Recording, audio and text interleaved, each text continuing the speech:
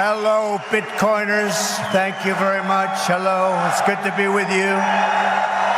It's good to be with you. Back in July, Donald Trump spoke at a cryptocurrency conference in Nashville. He vowed to be a champion for the crypto industry.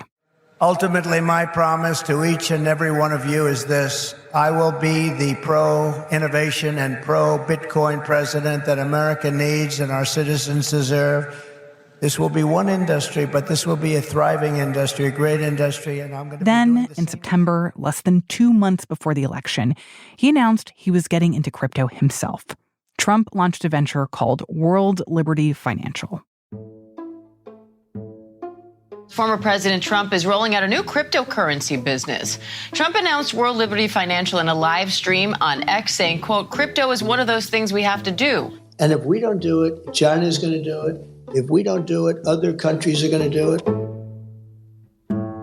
The U.S. will soon have a president who could make millions off of crypto. He's also the majority owner of a social media company, Truth Social, and of course, many other things like hotels. In Trump's first term, there was a lot of outrage over potential conflicts of interest. Calls for hearings, as well as lawsuits, claims that Trump was using the presidency to enrich himself. Now, we are gearing up for round two. A conflict of interest is when somebody has, competing interests that they might be serving simultaneously. Jonathan O'Connell is an investigative reporter for The Post. I'm sure lots of people at their own jobs have some rule about you have to be working in pursuit of your own employer's mission and not that of another financial interest or another competing company. It's similar in the government. I think people still expect that the president should be working on behalf of the people who elected him or her. Jonathan says Trump's new business interests raise new questions about how he might profit from the presidency. Social media and crypto are particularly of consequence right now because the federal government is really going to start regulating those companies in new ways. And he, as president, is going to have a big hand in writing the policies for industries in which he is now a major investor. From the newsroom of The Washington Post, this is Post Reports. I'm Martine Powers. It's Tuesday, December 17th. Today, how Trump's crypto and social media businesses could present what ethics experts describe as unprecedented potential conflicts of interest in his second term. I'm going to turn this one over to my co-host, Elahe Izadi, who spoke with Jonathan. So, Jonathan, I'm really happy that you're here because you covered Trump's conflicts of interest during his first term. And now there are questions about potential conflicts of interest for his second term. But first of all, let's just clarify one important thing. For most people who work in the federal government, there are strict rules around conflicts of interest. But what obligation does a president have? In terms of rules that have ever been enforced, almost nothing.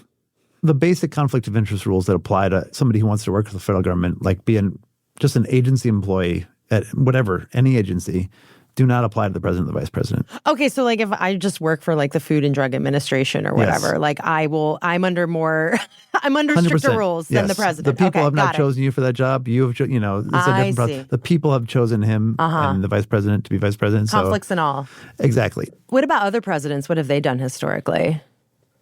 The precedent, again, this is another area where Trump has taken the norms and kind of just broken them in half and decided a new way. Almost every president dating back to, I think, Lyndon Johnson has put their assets into a blind trust, which is saying, I will take everything I own other than maybe my home, my retirement account, and let an independent person manage them. Now, it doesn't mean they weren't familiar with what they owned when the stuff went in there, but they have no say over what is sold, what is purchased, how the investments are managed.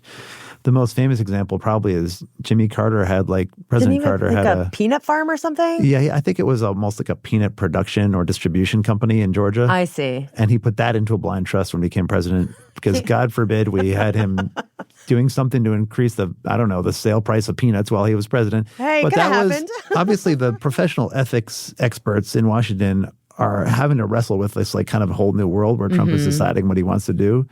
And that has not been easy so far. Okay, Jonathan, so let's spend some time with Trump's new big business interests, social media and crypto.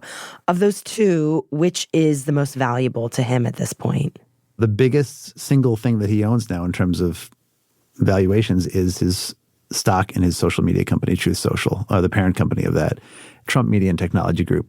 It really owns one thing right now, which is Truth Social. Okay. He owns about 115 million shares of that company. That's according to securities filings by the parent company of it. Out of how many? It's around like 53% of the total. Wow. You know, it's worth more than all of his commercial real estate, all of his golf courses, all of his office building in New York, Trump Tower, all that stuff together is worth less than his social media shares.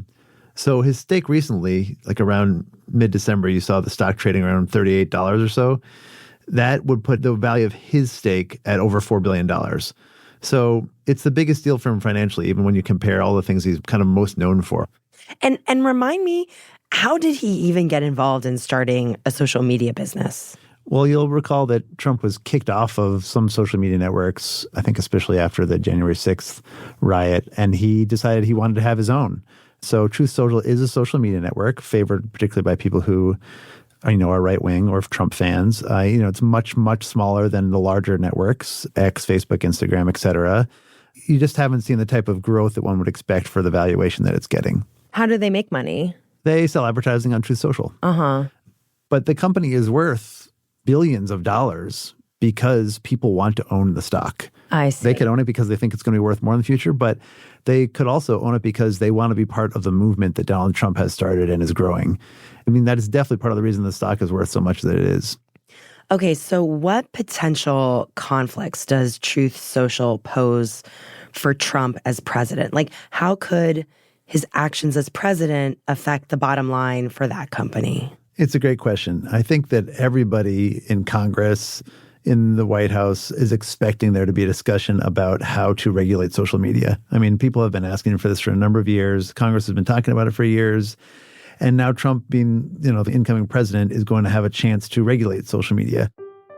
And at the same time, he has this huge, enormously valuable stake in his own social media company. So, for instance, could the regulations be written or the new social media regulations be approved that would benefit some companies over others? Maybe punish much larger ones, but not ones that are his size, or free all of them to certain levels of free speech that they are not free to now in the terms that a lot of Republicans use. Could Trump somehow dictate that the FCC pursue investigations against some companies and not his own, or somehow, again, tilt the playing field in favor of his company? Nobody's seen any of this now. We don't have any evidence of this, but that's what people are paying attention to. Okay, so that's his social media business. What about Trump's crypto enterprise? We heard a little bit from Trump earlier in the episode, him talking up crypto. How did he get involved into crypto, and what is this company, and how much is this worth? Yeah, I mean, Trump was a sort of an old school sort of skeptic of crypto previously and had said it seemed scammy. And I think, I think he had some tweets before about how it was for drug dealers and scam artists or something like that. Oh, okay. And it's come around, a lot of people have. I think. Yeah, that's true. We don't know exactly how many Americans own crypto now, but it's certainly in the millions. So World Liberty Financial, a similar playbook in some ways. I mean, it's worth much, much less to him than the social media company, which is enormously wealthy for him. But, he has allowed World Liberty Financial to put his name, his face on all of their marketing projects. And he taped a live stream from Mar-a-Lago during the campaign where there was a moderator there interviewing him. And, an interview with this leading candidate for president during the campaign is a great promotion for a crypto company. I do believe in it. I also know a lot of friends that are really into it. And my kids, Barron knows so much about this. Right. Eric, and Barron's a young guy, but he knows it. He talks about his wallet. He's got 4 wallets or something. And I'm saying, what is a wallet? Explain this to me. But he knows this stuff inside out. And he's been granted a big stake of the tokens that they've produced, and he's been like their best pitchman. So, Jonathan, then how does his crypto venture, this business, pose a potential conflict of interest? In some ways, it is similar to social media where, he has a stake now in cryptocurrency and he's going to be, playing a role in regulating that along with the Congress. I think everyone's expecting that. So I think there's possibly 2 immediate effects of this. One is I think everyone is expecting the value of probably all crypto, or just about all crypto, to go up.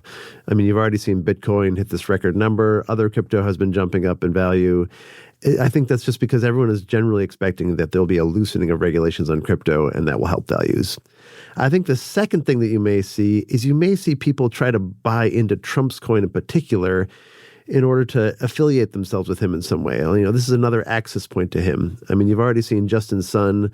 He's a Chinese entrepreneur. He spent $30 million on World Liberty Financial coins. And, you know, based on the agreement Trump has with World Liberty Financial, he will be seeing a big chunk of those profits. And Justin Sun, he has actually been charged with fraud by the SEC. In a filing this year, Sun actually asked the court to dismiss the lawsuit, so he obviously doesn't think there's much to it. But, you know, he has publicly disclosed this, that he is buying into this coin affiliated with Trump. And I think it's just natural that people will wonder, you know, why are people doing this? You know, why would people buy this coin? Is it specifically for financial reasons? Is it because they are interested in making money on crypto? Is it because they want to affiliate themselves with Trump in some way? I just think these are the kinds of questions that are going to keep coming up probably. Yeah. I mean, that's a pretty big question. I mean, has Trump said anything about whether he's going to try to reduce potential conflicts of interest once he takes office? He's made no new commitments so far. But, you know, he has said on social media recently, I am not selling my Truth Social stock. I'm keeping this, which is a signal to all of the other owners like, yeah, stay in this with me. His transition folks have said he's putting himself and his commitment to the American people above his own personal financial interests. He doesn't need this job. He was making money and doing just fine in the private sector. He's sacrificing for the people. But in terms of specifics, how they will handle these businesses that he's going to be regulating and, you know, writing policy that will affect, they haven't said anything so far. Mm-hmm. After the break, Elahe and Jonathan will look at what happened last time Donald Trump was president and what it might tell us about how he'll handle potential conflicts of interest this time. We'll be right back.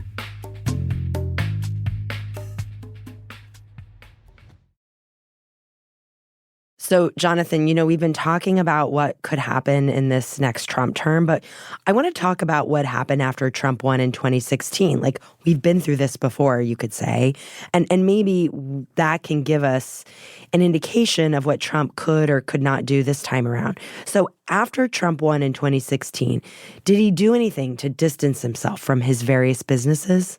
Yes. And again, it was simpler then in some ways because he was mostly a real estate mogul at that time. Most of his assets were in real estate.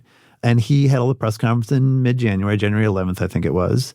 You might remember there were like these really tall stacks of paper all over the place. Mm-hmm. These papers are just some of the many documents that I've signed, turning over complete and total control to my sons. So he resigned from all of his businesses when he entered the White House the first time. And he did not create a blind trust. He created another type of trust, which is not like a blind trust at all, except has the word trust in it. But he put his assets, all of his assets, into a trust that was controlled by Eric Dunn Jr. and his CFO at the time, Alan Weisselberg. Is my two sons, who are right here, Don and Eric, are going to be running the company. They are going to be running it in a very professional manner. They're not going to discuss it with me. And he made a number of other commitments. He committed to, you know, not discussing his businesses at length with his son Eric, although there's, you know, they did talk about it periodically. And then, you know, the Trump Organization with Eric and Don Jr. at the helm, they committed to making no new foreign deals while their father was the president. And they committed to donating profits from his businesses that had come directly from foreign governments to the U.S. Treasury. So how did that all go? Because based on what you just said, it sounded like Trump did take some steps to separate himself from his businesses. It was an absolute mess the whole time. It was a distraction. Despite the stacks of paper? Despite the stacks. There was tons of litigation. There were lawsuits. There were criminal investigations. There were a million news stories. I mean, one aspect of it that has been removed is, you know, at the time he was opening a luxury hotel right on Pennsylvania Avenue in Washington at the same time he was going in the White House. I mean, no novel writer would get away with putting that in their book, I don't think, probably, or screenwriter. And like, besides just the scene of it all, like, was that hotel making money because he was president, could you say? So over and over again, we saw CEOs of companies who were coming to visit the president, leaders of foreign countries, other lobbyists who have business before the president and the administration come to Washington and stay at his hotel over and over again. Would they have done that had he not been the president? I guess we can't know for certain, but it sure seems unlikely. Paradoxically, the hotel lost money on an annual basis and an operating basis because lots of people wouldn't go there, and you can't really make money off of just half the country for the most part. You need everybody to want to try your hotel, not just Republicans. But when he sold it, he made a killing. I seem to also remember during Trump's first term, there being a lot of questions and stories about whether the government was paying really high amounts of money for Secret Service and other security detail to stay at Trump properties. And then also stories and questions about foreign governments buying up and staying at these luxury hotels owned by Trump to curry favor. I mean, is that something that happened? And is my recollection of this correct? You're absolutely right. No, both of those things happen. I mean, because Trump and his children have Secret Service protection and they frequently stay at his own properties, the government is paying to have rooms in those properties. And the amount that he charges them or his company charges them, sometimes the government is paying rates more than you'd expect.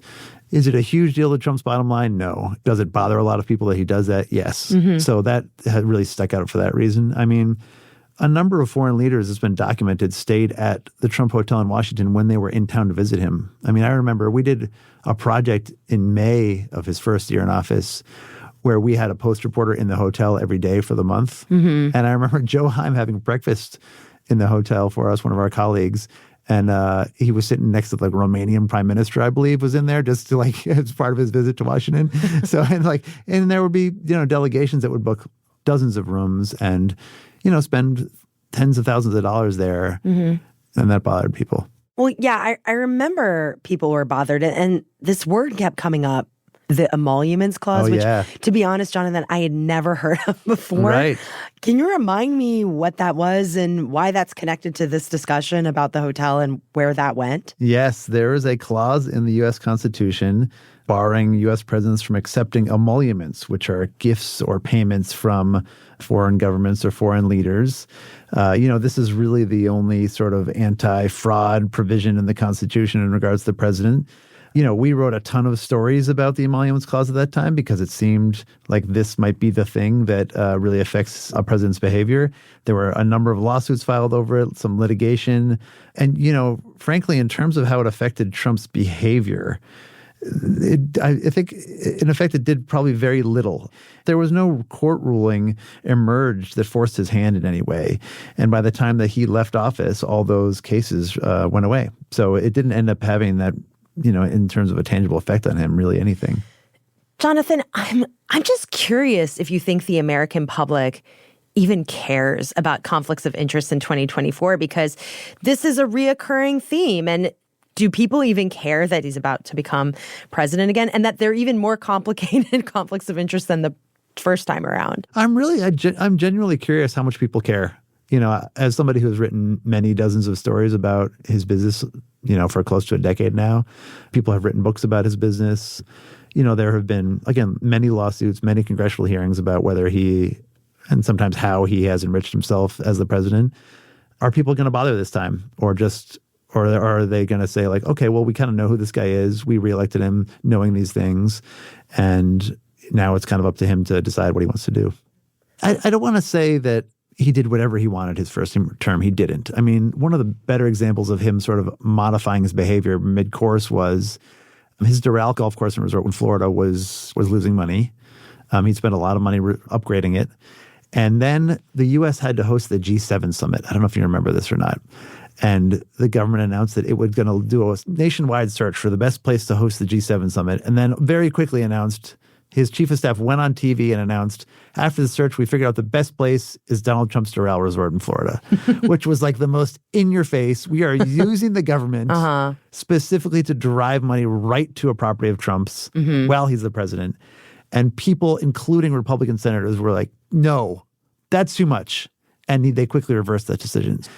There are still ways for public opinion and legislators to say hey, we don't want you to do this. And like Trump has listened. I don't want to say he's just done whatever he wanted. I think it's not going to be, to me, a statute or a regulation that will affect the way he handles this. I think it's really what the public thinks. Will they react poorly to some of his decisions regarding his business? Will they really feel like he's earned a position where he should do what he wants with his business? Will people try to shame him, and will he feel shame if he tries to do things that could enrich him while he's president? Well, Jonathan, thanks so much for joining. I love being here. Thank you for having me. Jonathan O'Connell is an investigative reporter for The Post. He spoke to my co-host, Elahe Izadi. Drew Harwell, Tony Rahm, and Michael Kranish contributed reporting on this topic. And one more note. After Jonathan and Elahe taped this conversation, we heard another piece of relevant news. In January, the House Republicans will hold their annual retreat at Donald Trump's Doral Resort in Florida. Hundreds of Republican members of Congress and their staffers will pay for rooms and food. That means a big financial haul for the resort.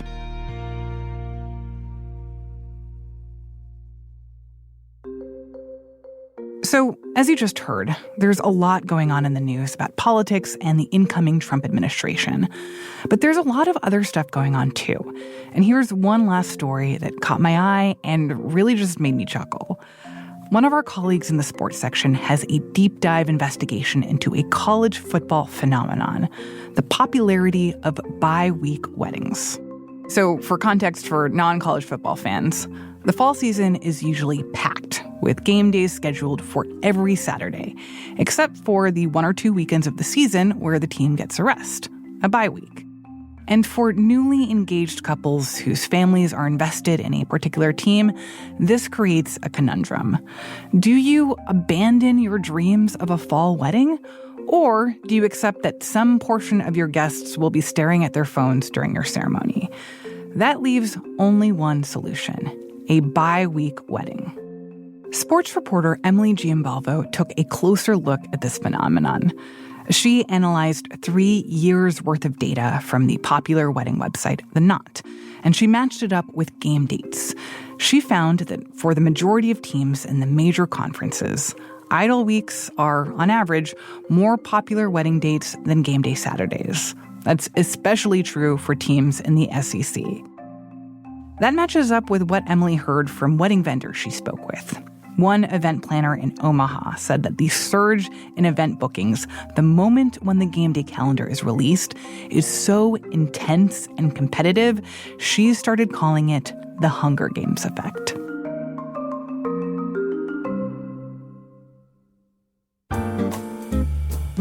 That's it for Post Reports. Thanks for listening. If you love the show, help other people discover it by leaving a rating on Spotify or a rating and review on Apple Podcasts. Today's show was produced by Laura Benshop with help from Ariel Plotnick. It was mixed by Sam Baer and edited by Allison McAdam and Rena Flores. Thanks to Emma Brown and Emily Giambalvo. I'm Martine Powers. We'll be back tomorrow with more stories from The Washington Post.